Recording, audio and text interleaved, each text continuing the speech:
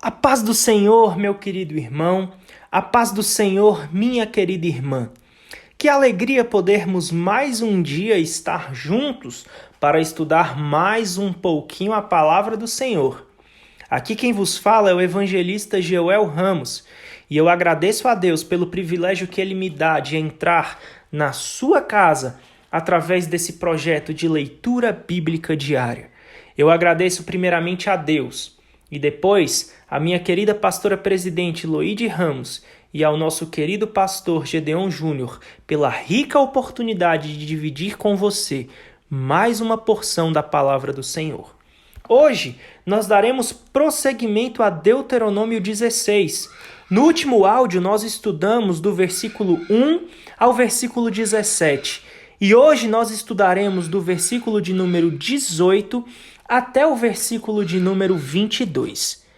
Esses versículos tratam um pouco sobre os deveres dos juízes. E é muito interessante nós estudarmos sobre isso.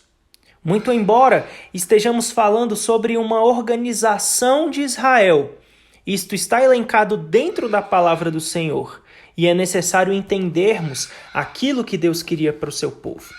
Ao prosseguir ali em sua preparação da nova geração para entrar na Terra Prometida, Moisés ele não apenas os instruiu sobre a sua história passada e suas obrigações quanto à adoração, como também lhes explicou o tipo de governo que Deus desejava que eles organizassem. Quando os seus antepassados estavam ali no Egito, os hebreus eles possuíam uma organização mínima constituída de anciãos. E durante a jornada pelo deserto, Moisés ele tinha oficiais das tribos que o ajudavam na resolução dos problemas que o povo trazia até ele. Cada tribo também tinha um líder, e havia 70 anciãos que assistiam Moisés na supervisão espiritual do povo. Essa organização básica, ela era adequada para governar o povo de forma ali transitória, enquanto eles eram nômades, que estavam seguindo um líder extremamente talentoso que era Moisés. Mas bem sabemos que isso não seria suficiente quando a nação se mudasse para a terra prometida. Em primeiro lugar, Moisés não estaria mais com eles para transmitir-lhes as mensagens que recebia diretamente do Senhor. Além disso, cada uma das 12 tribos estaria vivendo em seus respectivos territórios. E Ruben, Gad e Manassés estariam do outro lado do Rio Jordão. De que modo iriam lidar com as diferenças tribais? Quem protegeria o povo e executaria as leis de Deus? O Senhor, por sua graça e misericórdia, deu-lhes o tipo de governo que supriria todas estas necessidades, porque Deus ele se importa com as necessidades do seu povo. Com frequência, os cristãos subestimam a importância do governo para a paz. Mesmo com todos os defeitos do governo humano, sem ele a sociedade se desintegraria e nenhuma nação poderia progredir e nem se defender se não tivesse um governo. As autoridades, elas foram instituídas pelo próprio Deus, como o apóstolo Paulo descreve lá em Romanos. Isso não significa, meu querido, que Deus seja responsável pela nomeação ou eleição de cada governante individual ou das decisões que os políticos tomam, uma vez que assumem os seus cargos. Significa que a autoridade para governar vem de Deus e que aqueles que servem em cargos públicos são ministros do Senhor e, olha só, prestam contas com Ele. Esse é um princípio que se aplica não apenas no culto, mas também ao serviço daqueles que ocupam cargos públicos. Por isso que Paulo ele disse, tudo porém seja feito com ordem e decência. E o povo de Deus recebeu a ordem de orar pelas autoridades, mas muitas vezes somos culpados de criticá-las em vez de interceder por elas. Daí porque Deus, ele diz para que haja ali a eleição de juízes competentes, a escolha de juízes competentes. E isso é passado por Moisés, do versículo 18 ao versículo 22. Esses juízes, eles seriam ali dentro daquelas cidades. E a repetição do termo cidades indica que o conselho local da cidade era a unidade básica de governo em Israel. Esse conselho, ou essa unidade básica de governo, ele era constituído de juízes e oficiais que, juntamente com os anciãos, tratavam dos negócios nas portas das cidades. É provável que os juízes e oficiais fossem nomeados ou eleitos pelos cidadãos do sexo masculino que tivessem terras, mas não temos mais detalhes sobre isso. Isso é uma suposição. A palavra traduzida por oficiais significa escrivãos, secretários, e refere-se aos homens que mantinham os registros oficiais e genealogias que serviam como conselheiros dos juízes e que executavam as suas decisões.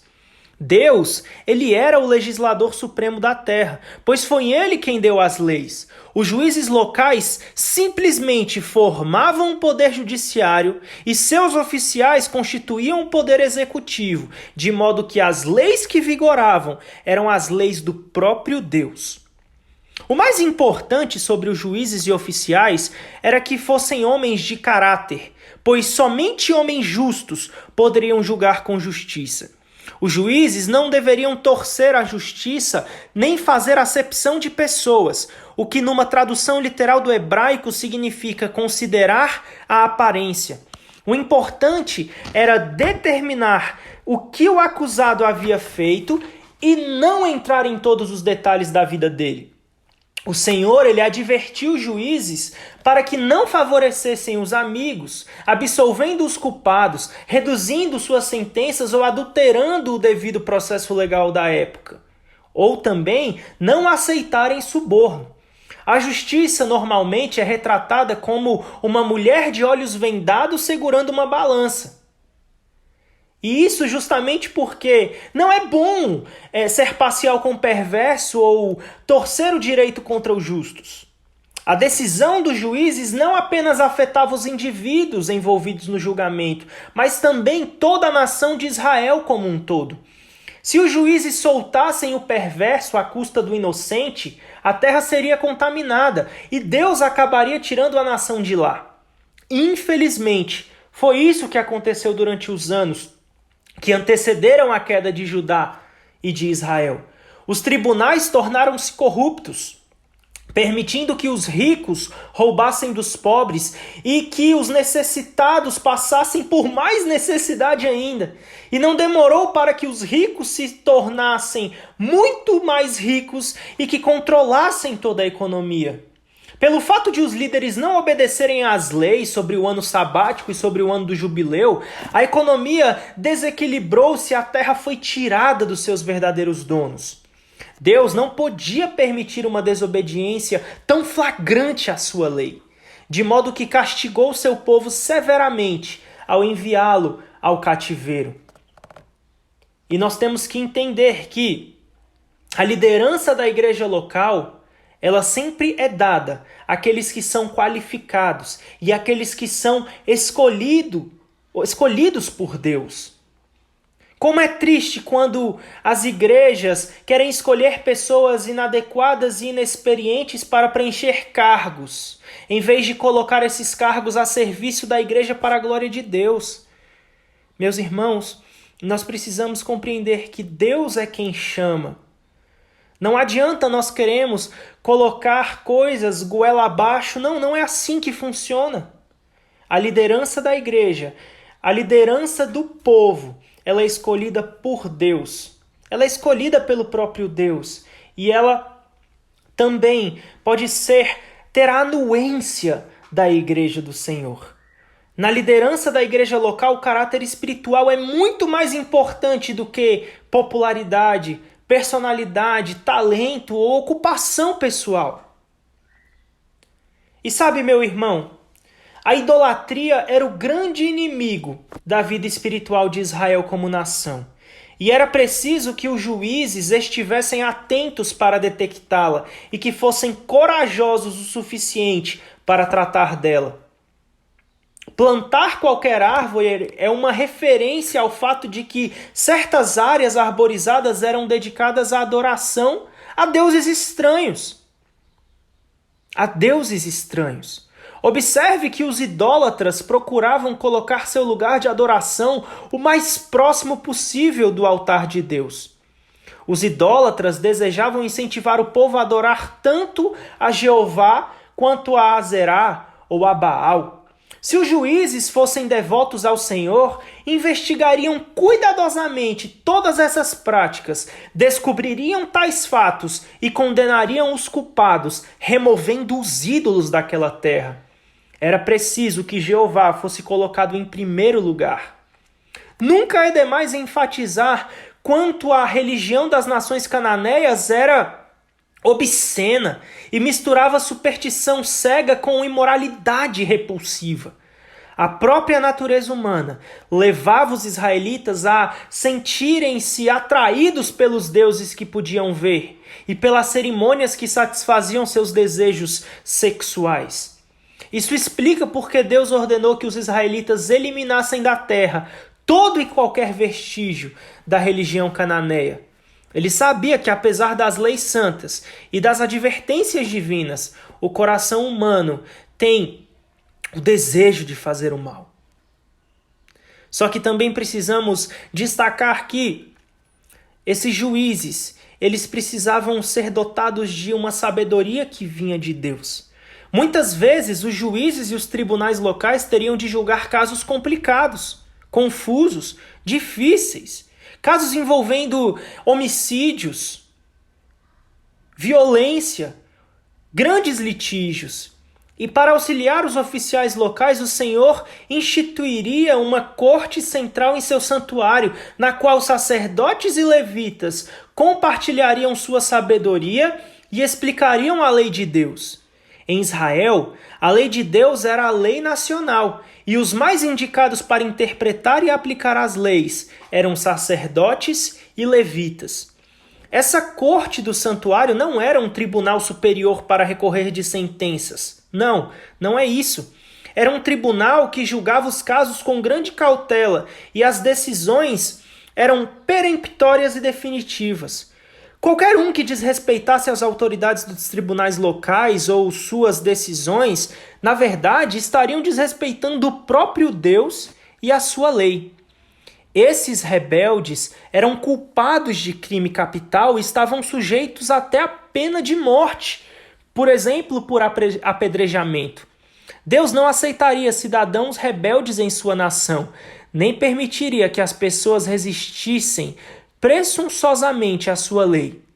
E de acordo com a lei, não havia sacrifício para quem cometesse pecados de maneira atrevida e de maneira deliberada. Queridos, se nós formos fiéis aos princípios ensinados na Bíblia, o nosso país continuará prosperando.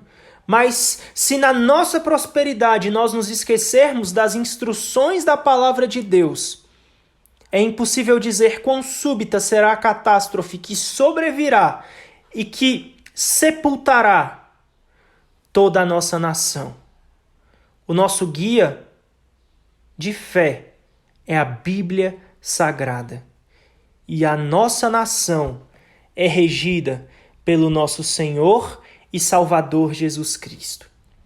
Meu querido, nós precisamos estar todos os dias pautados dentro da palavra de Deus, não nos esquecendo que as autoridades elas são instituídas por Deus, são instituídas pelo próprio Deus, e elas são usadas como mecanismos para difundir a glória de Deus. Mas chegará um dia em que todas essas autoridades prestarão contas diante de Deus, porque foi Deus que deu-lhes o poder. Então, meu irmão, eu te espero amanhã para mais uma leitura bíblica diária. Que Deus tenha falado com você e que Ele te abençoe de uma forma toda especial. A paz do Senhor e até amanhã.